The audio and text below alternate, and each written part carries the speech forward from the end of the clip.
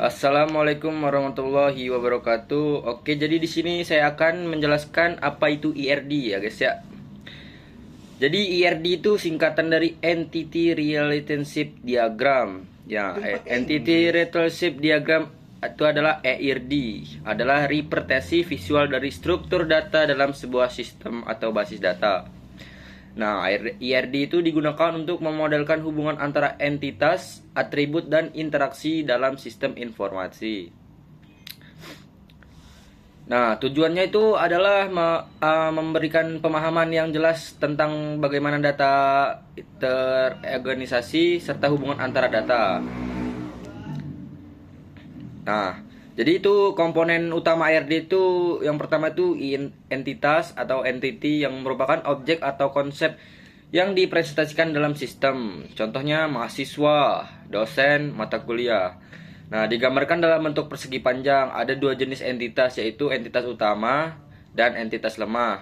Nah, entitas utama itu bisa berdiri sendiri tanpa tergantung pada entitas lain, dan entitas lemah itu bergantung pada entitas lain untuk keberadaannya. Nah, yang kedua itu ada atribut ya.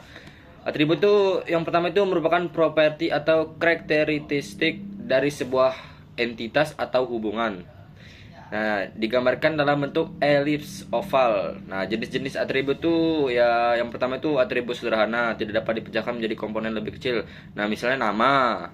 Yang kedua itu atribut komposit. Nah, bisa dipecahkan menjadi komponen lebih kecil. Misalnya itu lengkap dari terdiri nama depan dan nama belakang. Nah, yang ketiga itu hubungan relationship, menggambarkan hubungan antara entitas, menggambarkan dalam bentuk belah ketupat diamond. Setiap hubungan memiliki derajat, yaitu on to one, on to many, dan many to many ya. Nah, on to one itu satu entitas berhubung dengan satu entitas lainnya, dan on to many itu satu entitas berhubungan dengan banyak entitas lainnya. Dan yang terakhir tuh many to many ya, banyak entitas hubungan dengan banyak entitas lainnya. Dan yang keempat tuh kardinalitas, yang menunjukkan sejumlah entitas yang terlibat dari hubungan. Contohnya tuh satu entitas, banyak entitas gitu ya guys.